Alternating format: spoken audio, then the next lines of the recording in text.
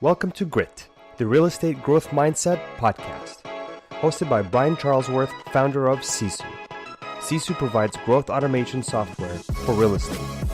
You'll hear stories from real estate thought and technology leaders, team owners, and brokers on how they grew their business in a rapidly changing industry.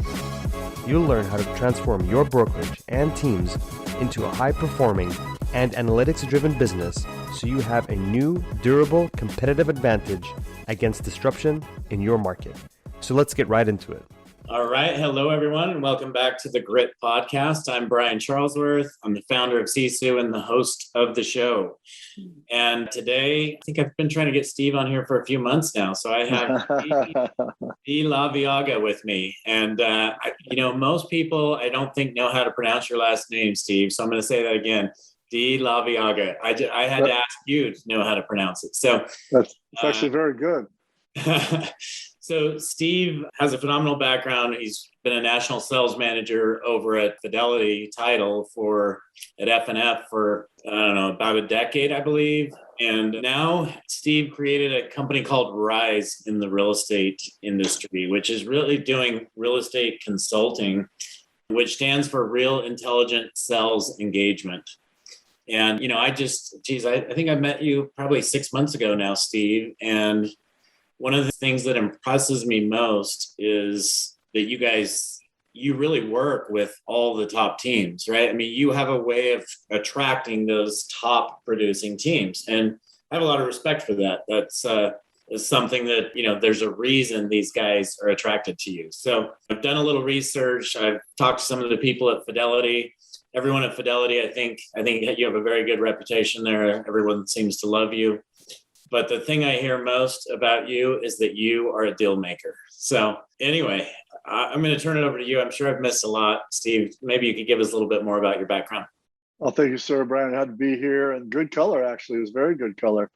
And, I love my time at F&F. I love the people most of all. I got the great privilege to work at the executive level with Randy Quirk, our CEO, Roger Jukes, Ray Marine, JJ, our guys that lived up top, but I also got to play every day in the field. So the bridge between Wall Street and Main Street was a little bit of my role, and I loved the job. But I was also traveled out.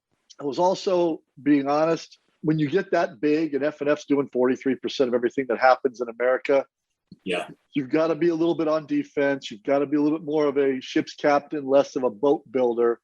And the truth was, I like to build. I want to be on offense. I don't want to be on defense.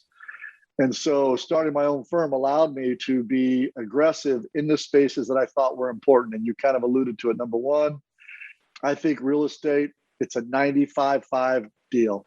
The elite teams in this space are growing at the fastest rate teams have ever grown in the history of the real estate space. They're getting bigger than ever before. They're being run like businesses. So for our firm and myself, that's where I'm most comfortable playing. I'm not good with single agents or new agents. It's not something we work with. It's not something I have a passion for. There's nothing wrong with it. There's a lot of great single agents out there, but the truth is that job is getting harder. And it's going to continue to get harder because of the amount of money, business acumen, systems, models, tactics, and strategies being used by elite teams. That is a true business. And you and I, your software, it's a true unfair advantage there, right? I mean, these teams have a total unfair advantage over a single agent. It's 100%. getting more and more difficult for them to compete. Steve, one thing I want to point out before we dive into that, you as the national sales manager at Fidelity, I don't think people understand what that means. I think a lot of people think of that as, okay, we're selling title. But as I have learned more about Fidelity, and we are in a working relationship with them, testing some things right now. As I've learned about the way their sales team runs, they are pretty much consultants to the real estate industry, consulting and advising them even around technology things such as Real Geeks, SkySlope, right? So much so that F&F bought those three companies so they could go out and share that with the real estate world, because wanting to add value to the real estate world. So you don't come this is not something new to you, bringing value to real estate companies. You've been doing it for the last decade. I had the great privilege to have 3,600 sales executives dotted line up to me, 210 sales managers, 165,000 resale transactions a month. And we were very much about how could we add value where we could save our realtor partner time, save them money, or generate new business. If it didn't touch one of those three things, we didn't deal with it. And I think, one of the great things about that is you learn how to help people save time, save money, and grow. And hence the name of the podcast we're on, because growth is attractive. People are attracted to growth. It creates expansion. It creates new networks. It creates more people wanting to be recruited to your network. All growth is the whole piece. When you stop wanting to grow, all of a sudden now everything gets tougher for you in your business. Real estate is binary, Brian. There is no staying in place. Either you are moving backwards or you're moving forward. So for my world, I made sure that on the sales side, we were always thinking about how would you acquire a better customer base? How would you acquire or help organically grow your current customer base? But it was always about growth. And the great thing about what we do at R.I.S.E is 511 teams, 23 markets, 41 high-end boutique, what I call purchase lender partners, 6 best-in-class technologies, Sisu being one of them. We only find the best in class in every market, and that's what we focus on. Real estate, lending, title, tech, that's it. We don't want to play with the thousands of groups that, quite frankly, have no chance at winning the race. We're very focused on the best. And the best, there's a big gap. And unfortunately, especially in real estate, you get you spend 4 days taking a test, you get a C minus, and you expect to make $100,000. It's not that easy. And the reality is our bigger teams, as you know, are getting bigger and they're getting better. Yeah. And for me, I just wasn't keen to keep doing, I love F&F, but they got to be on defense sometimes. They can't talk in some places like California. You can't talk about tech or consult or those things because that's not title insurance. You're only allowed to speak on actual title insurance. And as you know, that's not really sexy to anybody, to be honest. Yeah. I mean, what you're saying, Steve, just rings a bell. Like, these teams, the power that they have right now. I mean, I remember 5-6 years ago going to a bunch of masterminds with what then were the top teams. And they were all talking about, getting to 100 million in closed volume. Right. So that's old news, guys. Like I know on Sisu, we have hundreds of teams doing over 100 million in volume. Like they're long past that. We have a team doing 2.5 billion in sales, which is just amazing. So you talk about just how large these are and just all the systems they're using. It is such an unfair advantage. I do want to go back to this though, Steve. You mentioned in real estate, if we're not going forward, we're going backwards. If we're not growing, then we're not happy. All these things. I love the way you were saying that. The whole time you were saying it, I was like, this is absolute truth for life as well. Not just for real estate, but for life, right? I mean, if you're not growing, you're not happy. Well, I think, again, we look at, you look at all these EXP, Real, even Keller Williams now with the expansion, they look for influence, but then people will join things and think they're going to be influential, Brian, but then their business shrinks because they focus now on being recruiters or whatever. The truth is, the attractive part of the business is your real estate production growth. Yes. When that grows, everything else gets better. So every decision I make at R.I.S E, I ask people, are you trying to be a boat builder or a ship's captain? I have no interest in working with ship's captains. You want to maintain, stay where you are, stay the status quo. I am not your guy. And I don't want to have those people in my boat. I don't want to have those people as my customers. I don't want to have those people in my network. I want people that are like, we're trying to break the boat. We're trying to go as fast as we can go. It's all offense, Steve. How do we do that? Those are the partners that we choose to partner with. And that's a fun ride because every day you get up, you're like, we got to go this way, right? Ship's going north, come with us or throw a rock at it. Either way, it's going. And that kind of mentality mindset creates attraction. We've grown 1,100% in the last 9 months.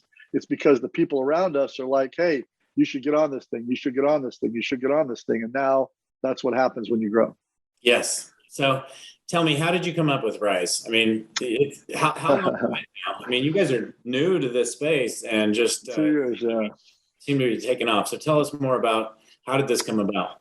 Well, you made a good point earlier. At Fidelity, I had a national mastermind with 250 of the biggest teams in America. We were always consulting on the B2B piece. I believe that is the future of ancillary business, period. And then when I decided to go on my own, F&F and I worked out a strategic exit agreement where everybody was safe and no one got hurt. And it allowed me to get some runway to build into what I wanted, which was, how do I take just the best operators in every market? So we take Phoenix or Utah and we say, okay, I want 20 of the best teams in the whole market. Then I went to lead providers, Realtor.com, Realty.com, Ojo Labs, Bavoto, Prime Seller Leads, Prime Street, Agent Finder. And I said, hey, I have this great group of teams. Give me the leads you're giving these other agents, and my teams will close them more. Now, in the beginning, it was a bet. I hoped it would work, but I wasn't sure. Yeah. Turns out we're closing at about a 4.8 times better rate than the average agent network. We're the largest closing network partner for Realtor.com, Realty.com, and Ojo Labs in the United States with only 511 teams because our teams are just better. Steve? I need to know why. Like, why are your teams? Three simple things. Number one, you have to have accountability to speed, because all of the leads, the consumer thinks just like they do about Uber, about Amazon, about whatever, right? It doesn't matter. So when a lead comes in, if you don't have a team of speed, not everybody should be on every lead. You've got teams of 5, 10, 15, 20. But if you say, yes, I can take a lead, the speed to that lead, 78% of the time, they talk to the first person that answers the phone and talks to them. So speed first. Number two, accountability. Every Friday, our teams hold huddles with the scorecard that we give them that tells them whether they are getting an A, a C, or an F. But there is no hiding. You're either green, yellow, or red, but you're never, ever, I don't know what I'm doing. I think I'm okay. I'm not sure. No one does that. So B's don't exist with you. You're either an A, C, or an F. Well, here's what happens. If you're a C, you better be trying to be an A. Yeah. And if you're an F, you are auditioning to go waste someone else's time, money, and coaching platform because you can't stay on ours. And if you're an A, you're like, how many A's are there better than me? The key is always better, right? So speed, accountability, and then a willingness to learn. Remember, all of these lead platforms are the same. They're all building towards that Amazon, Uber model of consumer experience, consumer inquiry, speed, communication, rapport, answer, then follow up. The fortune's in the follow-up in this business always. So when we have that data science taught, that algorithm taught, our agents that get it go, oh, I get it now. And then they pour into it.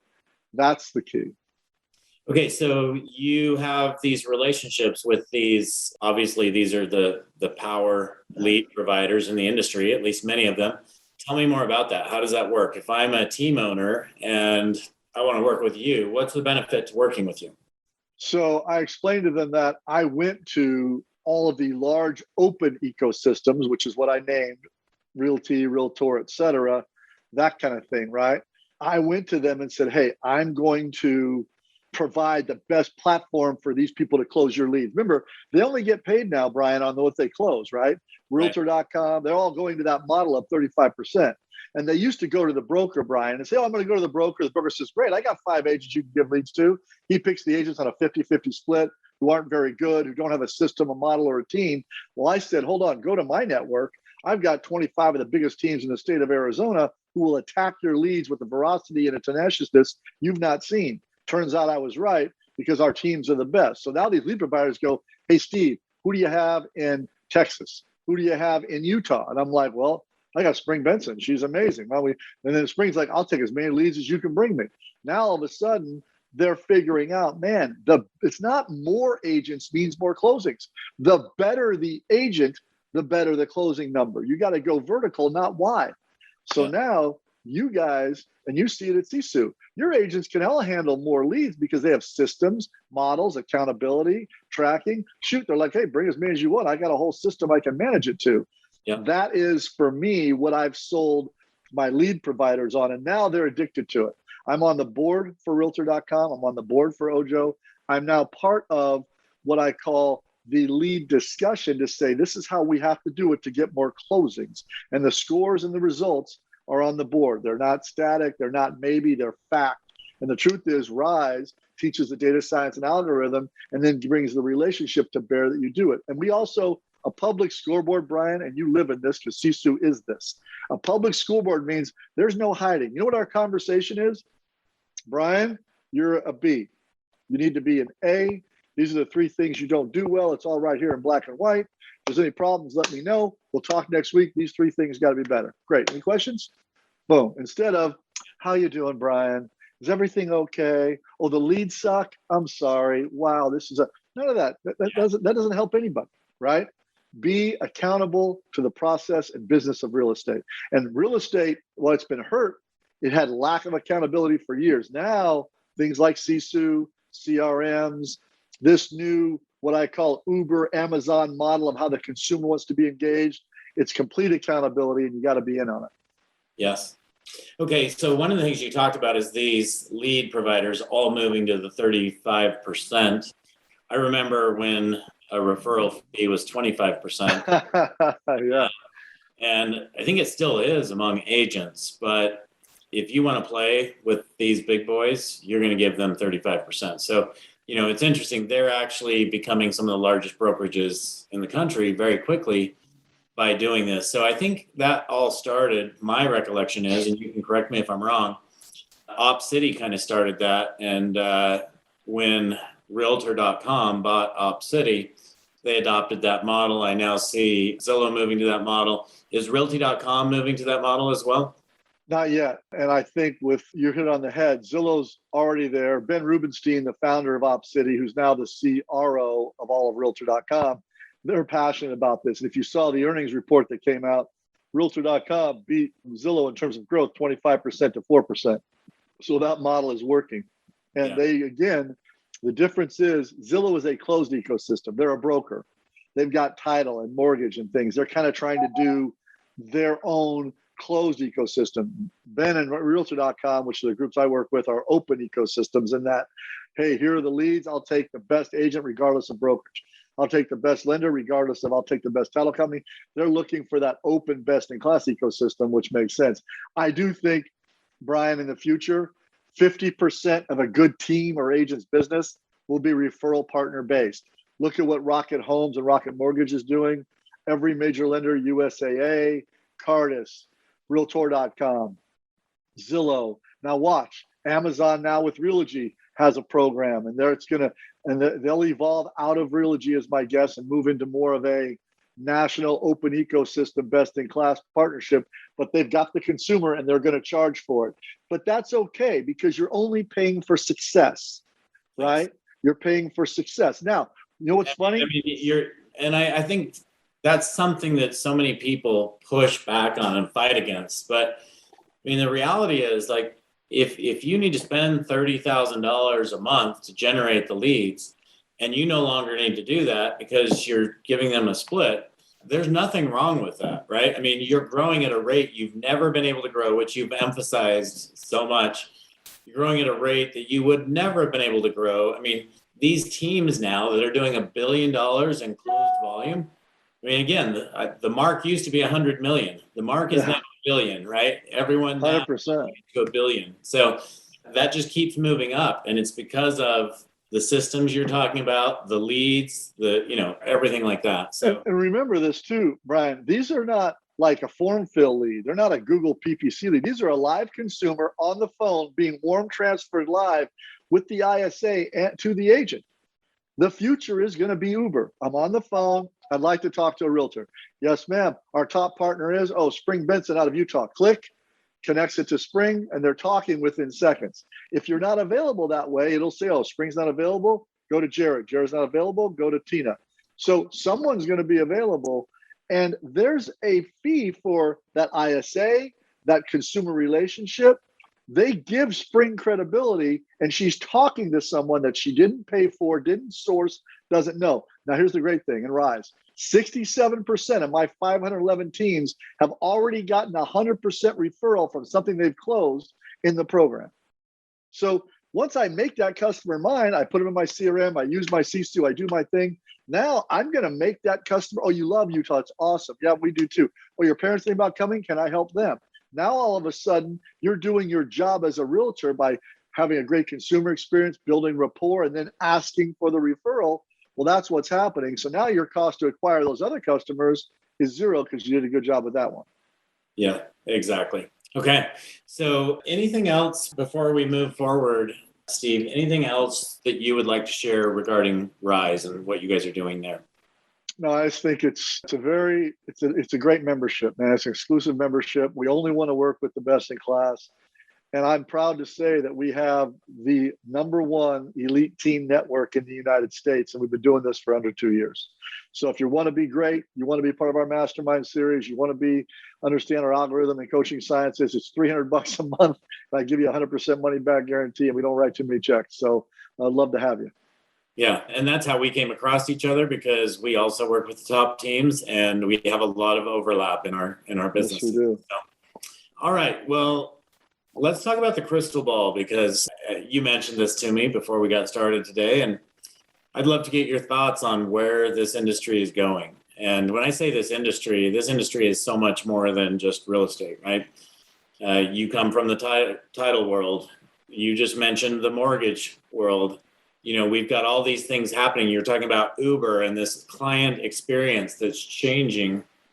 And that's where I personally think the biggest change is happening, is what is going to be that client experience. But I'd love to get your thoughts on what changes are happening and where you see us ending up in the next, 3 to 5 years. Well, let's talk a little about what you just outlined, which is important. I believe over the next 12 to 24 months, you're going to see a huge influx of the most influential teams owning businesses that are core and ancillary to real estate: title, mortgage, insurance, home services. You're going to see platforms where the elite teams are owners of these businesses. And that revenue from that ownership of ancillary will be more significant than anything else they're doing in their day-to-day business. They still got to have their hub or heartbeat, which is their real estate business, but they don't have to have more time or more expense to now be an owner in a title insurance business and drive business to title just like you did. Same thing in mortgage, same thing in insurance, same thing in home warranty. Now you've got 4 lines of business that just on your building rapport, trust, and recommendation. Hey, listen, I really love this lender. I'm partners with them as well. Why don't we give them a look? They do a great rates. They take care of people. Oh, this title company, I've known the escrow officer for years. They're great. We love them. Oh, we've got, this whole, your handyman. This is your guy, Jim. He's amazing. He does all my homes. People want that, Brian. They don't want to go. Once you say you're looking at a mortgage, you know what happens to your phone, to your computer? You get bombarded with people. Yeah. Everybody's got a rate or a thing or this. I just want to know, who can I trust and who's good? And when I get that from my realtor, who I'm already trusting, who I'm already in business with, who I already know, look at what the builders have done. Their capture rates on title and mortgage is north of 80%. Right now, Zillow and Open Door haven't figured this out yet because, and much as I respect them as businesses, they don't understand it's about the people. The model is irrelevant and secondary. It's about the people. If you get great people involved in your ancillary, you can have one of the greatest platforms ever. But without the people, if the consumer has a bad title experience or a bad mortgage experience, they blame you, the realtor. That's the fact. So you're going to see people of influence getting paid and having ownership in all of the ancillary. And that's going to be the fastest growing trend starting January of 2022 that you're going to see across the US. Number 2, I think you're going to see really big players get in real estate. Amazon, Facebook, Google get in the business of real estate differently than they are now. And that experience is going to matter. And you may even see groups like Netflix and Uber go ahead and give a shot at being in real estate. Yeah. So why do you think everyone's attracted to real estate? I mean, you look at Amazon, Facebook, and Google getting into real estate, and you think, why real estate? But you look at what companies like Zillow and Realtor.com have done, and like you said, these guys have access to more consumers than anybody else, right? I mean, I know in my business, you just mentioned to, the only place where we spend money marketing is Facebook and Google, right? So 100%. I mean, they really dominate that world. So if they chose to compete with others doing marketing in that space, it's going to be a real interesting thing to see how that plays out. If you've been enjoying Grit, please help us continue to grow the channel by leaving a 5-star review and sharing it with a friend. Now back to Grit. You're going to see, there's the reality. Zillow and Realtor.com are babies, are specks compared to Google, Facebook, Amazon, right? They'll just get acquired into one of them who wants the platform, but their consumer reach is so much more. So the question becomes, okay, now we know this. We give the consumer a faster experience. We give them a more consistent one. We give them one that is built around best in class. If that can happen, and then I go to Amazon, who has the consumer. They're not debating. They have the consumer. Facebook has the consumer. Yes. But now I put a real estate button on there, and I say search, find our preferred Facebook VIP team in, Scottsdale, Arizona, Gilbert, Arizona. When that happens, you're going to see the world shift again. And the truth is, you can say what people are like, oh, Uber doesn't make any money. Uber has changed forever. The transportation industry changed forever. Tesla has changed forever. The automobile industry. Yes. Period. Right? Here's why everybody's in it, Brian. It's a $10 trillion vertical market that is still disjointed, confusing, and frustrating. Yes. Still, to this day. It's still, all this money has tried to get in it the last 2 years. And is it more confusing or less? It's more confusing. But you're seeing some trends. Speed, national networks of teams. You must have systems and models behind you. You must have scripting and coaching behind you. But it's still confusing because it's done differently. You could take C21 or EXP or Real or Keller Williams, and everybody does it different in every market. There's no consistent consumer experience. Well, more and more groups are trying to move to that. And I'll tell you, watch out for Keller Williams. Watch out for where they come from in this, who've been getting beat up a little bit the last year and a half. My instinct is they're going to be coming with some ways in which their agents can compete at a better level. It'll be fun to watch. Yeah, they're definitely going to make some waves here in the coming months, in my opinion. So, agreed. Speaking of Keller Williams was really the entity due to Gary's, MREA book, Millionaire Real Estate Agent, that I think he wrote in 2003. And that's kind of when the team came around, right? Gary taught people, you can make $1 million. You can net $1 million. This is how you do it, right? And that's when these realtors said, hey, I don't need to sell everything myself. I can go build a business that I can then turn around and hire someone to run. And maybe I don't net $1 million if I have someone running it. Maybe I net $500,000, but still, he's given them a path. And from that, all these team owners have come in that have now, like you said, they're running a business like a business, which is why you and I have latched on and said, hey, we want to help you be even more efficient. Correct. And so what's your opinion of that? If I look at companies like Compass, all their brokerages are teams. If I look at just some others like Siding, who's getting a lot of attention right now in the financial markets, all their brokerages are teams. If you look at EXP and Real, they're going after teams. So it's going to be interesting for me to see, what's your thoughts on the traditional brokerage and how do they make that migration to where they start running their business more like a team? Because I personally believe they have to do that to really survive. If you look at all the independent brokerages out there, and we work with a lot of them, they run their business like a team. Correct. And I think that's very astute, Brian, what you've laid out. And remember, real estate's geography based, right? You and I both know, as you go east, you still got brokers who have lots of juice, who run their business as well, who make a lot of money and offer a lot of services to their agents. But as you come west, the agent dominates the influence on the broker side, right? That's why you've got the Realty Ones and the Home Smarts and all the pay little, get little models, because the agent just, less. I think what you're going to find is the brokerage that figures out how to give ancillary business revenue to the agent, not at the broker level. See, all these brokers miss it. They want to own the title or mortgage or insurance company and keep the money up here, even though all the influence and choice is made down here. The math doesn't work. You've got to find a way to create all the ancillary and give all the profit or the vast majority of it down here to the influencers. The brokerage that figures that out, that's where it's hard for Encompass, because they're public and trying to make a dollar. Hard for Open Doors and Zillows. They're not going to give the money down there. They're going to leverage their leads to get guys to give them stuff. But the brokerage that figures out, I'm going to create a platform that I can pay all of these elite teams and influential agents an actual ownership share to be in this and deliver 95% of the profit down. The group that does that is the group you better watch for in the future. Yeah, it's going to be, I think part of the reason they haven't figured that out, I think to your point, there's been maybe a misconception as far as them feeling like they actually controlled where that went, because it is the agent that controls that.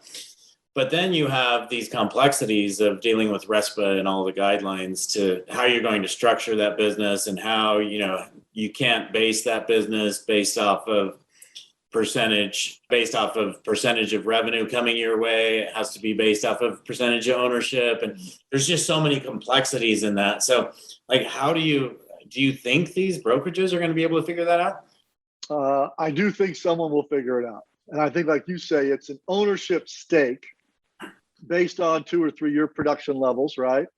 And you say, I'm willing to bet on you at this level. And you can assess that stake annually or maybe semi-annually, but that's it. And at the end of the day, those are the ones that are going to work. Because, what people don't understand is, I know when I was at Fidelity, I'll fight for that 100% title money, right? Our mortgage companies are fighting, but they're also a little scared because they all can feel the shift. And there are markets where the JV model has gotten very popular and very successful. And once that cat's out of the bag, there's no putting it back. It only will get bigger. Yeah. Just like, this, like, remember when you and I were talking, remember when CRM was like people didn't even know what it meant 5 years ago in real estate? Yeah. What's that? Why do I need that? Well, and I use Outlook. I use my phone. That's what people would say back to you. Yeah. And still to this day, a CRM in real estate is much different than a CRM, in a software business, right? Like, oh yeah. The things that a CRM does in real estate is it's your IDX website, right? It's the place where people can come and browse and view the MLS, and you're their provider and you're their access to the MLS. And now they're registering on your site so that you can follow up with them and they become a lead, and now you drip campaign and all that kind of stuff, right? So anyway, it's really interesting. You just hit on something, Steve, that I would love to drill down in further. And that's compensation. Like, people have been fighting for the last 10 years, I think, to say, you know what, the realtor is charging too much. I mean, the real estate agent has been attacked. There's no doubt they've been under attack. And that's created a lot of fear, and a lot of people thought we're going to eliminate the agent. A lot of people came into this business with the focus to eliminate the agent. You said it's a people business. The agent is not going away. I think the companies that came in with that understanding, for the most part, have realized that they need the agent. So they're either partnering with the real estate teams like you and I are, right? Or they're not partnering with the solo agents. They're not partnering with the brokerages. They're partnering with the teams or the brokerages that run like a team. And now you have, like you mentioned, mortgage. I mean, mortgage hasn't really come under attack for those bips that they're charging, right? But what's going to happen? Like, it's going to be interesting. I mean, there's been an attack. I think a lot of people have said, hey, the realtor is going to end up working on salary. Well, I think the low producing realtors are working on salary for some of those companies who have tried to eliminate them.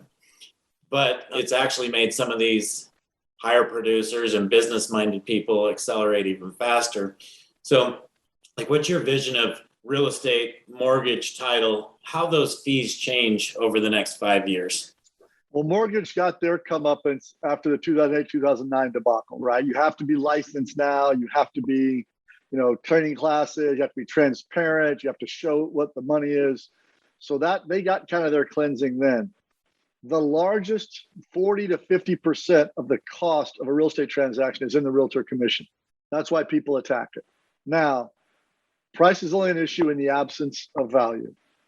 The realtors that explain value to them What is it worth for my years of experience, my knowledge? If I help you buy a property right, it always makes me crazy, Brian. I had a friend who was getting knee surgery, little meniscus tear, nothing big, out 4 weeks, walking after that.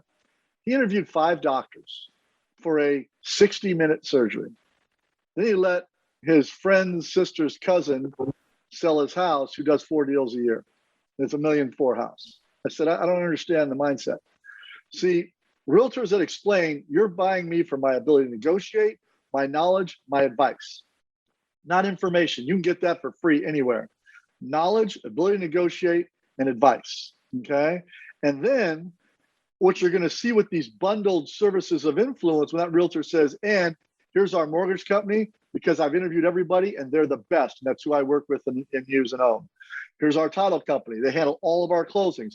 Here are the fees to the consumer. When they start doing a net sheet that shows them, here's what it is when you close with Spring Benson, Brett Tanner, Cody Gibson, it says, oh, the consumer saved $3,200 on a $440,000 transaction that would normally cost them $38,000, now only cost them $34,200. They're going to start showing that. And then you know what people are going to say? I don't even know what the real estate commission was, but the whole transaction cost me less because I got a $4,000 rebate on mortgage. No one ever asks you what the commission is for the builder, right? You go in, you buy the house, they go, here's all your stuff, here's your credit for using our lender, here's your credit for using our closing company, and we all just pay it, and that's it. You're going to see it's really about the net, right? If I'm a seller, what am I putting in my pocket? If I'm a buyer, how am I negotiating the best price? Consumers don't understand money anyway. I just want to know what am I paying out here, and then show it to me like the way Sisu. I love Sisu's dashboard. I can look at it in 30 seconds and go good, good. Oh, red, bad, good, good. Focus on this. I can do all that in 30. If I just got a net sheet that said, Steve, here's your cost working with, Coldwell Banker, 38,000, 37,000. Here's your cost at Keller Williams, 32.4 for the whole thing. I go, oh, okay, cool. I'm saving money. That's all I need to see. I don't need to hear what this point and that point. Nope, got it. Okay, perfect. And you're going to see that, Brian, more and more, especially as these JV platforms get bigger. You're going to see that consumer experience matter. So, I think it's really interesting as you look at the way there's so much power in the mortgage industry and such big companies, and there's so much money in that business. I think as I look at this, though, the key thing that you've said here that I just want to key in on a little bit, the realtor is the first one in the transaction. And they are determining, and it's going to become even more like this, they are determining who the mortgage company is going to be, who the title company is going to be. And granted, we all know with RESPA, the client needs to be able to choose, right? But they're choosing whoever that real estate team advises them they should use, right? I mean, in not all cases, but in a lot of cases. And you're right, we actually have teams looking at Sisu and saying, oh, this is the percentage of business that's going to our preferred lenders or our preferred title company or, that kind of stuff. But how important is that to the future of the industry? Because you've got a lot of play happening here with both just title companies and mortgage companies going after a lot of this same stuff, wanting to be there first. And mortgage has been extremely successful because you mentioned somebody like Rocket Mortgage. Rocket Mortgage generates their own leads because they've been primarily refi focused, but that's going to change as well as interest rates rise. So what are your thoughts around that? Mortgage is racing very quickly to get to the purchase side of the transaction. It is a fool's errand to think you're going to unseat realtors for ancillary business influence. It's a fool's errand. The amount of money that would have to be spent to find a consumer portal, mortgage-based, that people would go there first before they'd go figure out their house. It doesn't make sense. It won't work. And I've watched people try it and fail. And to your point, the best at it's Rocket Mortgage, and they've gone to Rocket Home where they have a home portal. But let's be honest, it doesn't not nowhere close to Realtor or Zillow or any of those. And they're smart because they can use that in a partnership play with their other realtors and their open ecosystem, and they play with everybody. But the realtor's going to continue, and Brian, the influential ones are going to end up with more influence than they ever thought they'd have. Because if they do their research and pick the right platform, and they can say the consumer experience matters. If you're just trying to get money, Mr. Realtor, you be very careful about that, because to your point, that gets people sued. That's a class action. That's illegal. That's uncompliant. When you pick a platform that's already got it all, and then again, in that platform, offer choice, but also offer your knowledge and advice. Hey, these are the 3 lenders that generally have the best situations here. I've used, Phil Ark myself. I love Phil. He's amazing. A bunch of my clients are happy with him. I'm recommending Phil, but here are your 3 choices. Look anywhere you want to. Yeah. That's enough. That's enough to give you that. And in title land, again, let's be honest, you've had them make record profits the last couple of years. And now you've got realtors that are like, well, I got news for you. I think I can do this as well. And more as it started in the East Coast and now it's moving west, this JV model is going to continue to be more and more the tone for the larger. How many people do you and I know, Brian, that now have ownership in either a title or mortgage company that didn't have anything to do with that 3 to 5 years ago? I've got 50% of my teams are in some kind of equity arrangement now. What about you? Yeah, I would say the same. Probably 50% today. So, and it's not going down. Yeah. So, and I have that right here in my own home, right? So, yes, you do. Okay, so the last question I want to ask you about business. I know we're kind of short on time, and I have a couple of personal questions for you, but you've talked a lot about this consumer experience and like Uber creating a different experience, and you brought up Tesla creating a different consumer experience. And now, I mean, this is a big part of my vision of the future of real estate, is that everyone should have this experience where they're communicating. Well, first they have a roadmap of these are exactly the things we're going to do to close. And it's in the app that they're going to download from Sisu, by the way. But then I order a home warranty, and like today, I don't even know who my home warranty company is, or I have to call my agent to get it. Why not just have it sitting there in the app so that I know how to use it, and I don't call and have someone come repair it without calling a home warranty company first, because that's a huge complaint that happens all the time, right? Or my closing documents are just sitting in there, or, instead of going home with this big binder of information, but it's delivering that constant experience that just takes the whole consumer experience to the next level. And now, like, how do these people compete? But I mean, I've shared a little bit of my vision of this consumer experience, but what's your vision? Like, how does that get standardized, if you will? The unfortunate part is it won't get standardized because real estate is so fractured as you go across geographies. And title's probably the worst one. It's not their fault. It's just different everywhere. Title is different 5 different ways in the state of California. Did you say title or did you say escrow? Title. Did you say attorney? Title. Right. Yeah, exactly. Right. Therein lies the problem. And so you can't standardize it because it varies not only by state, but by county and geography.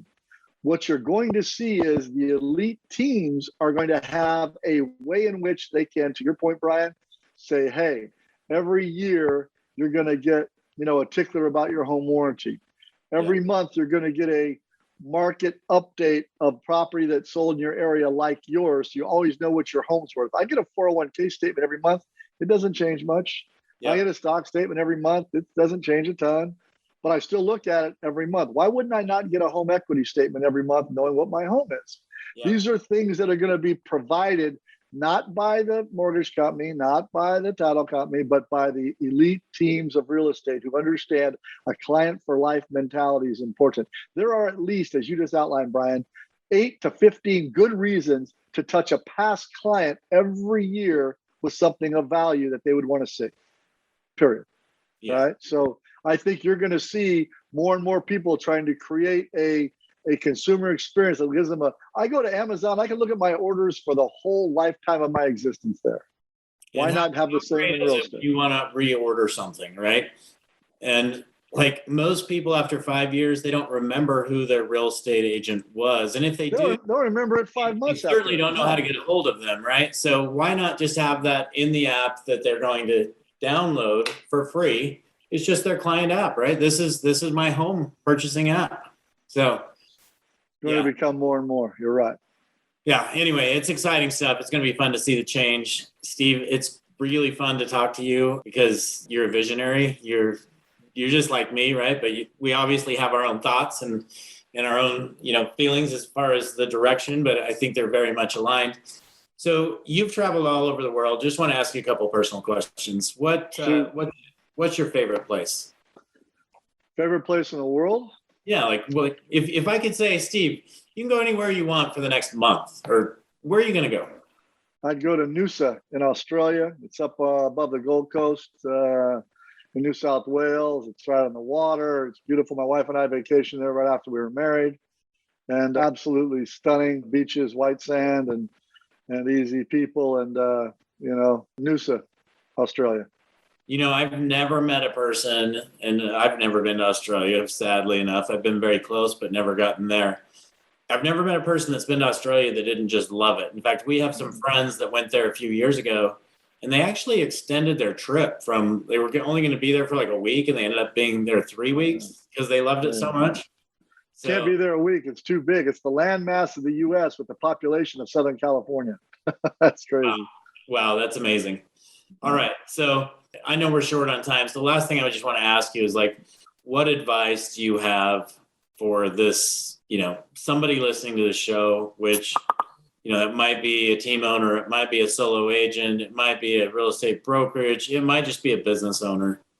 Work very hard to never be the smartest person in the room.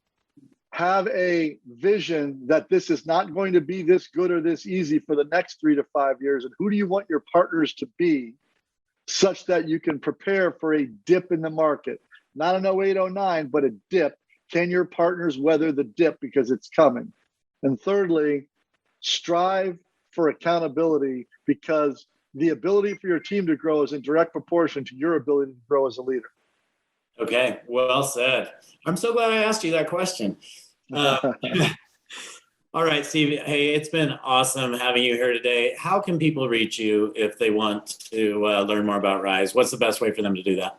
Yeah, just Google my name, and then you're going to see our reviews come up and all of our information.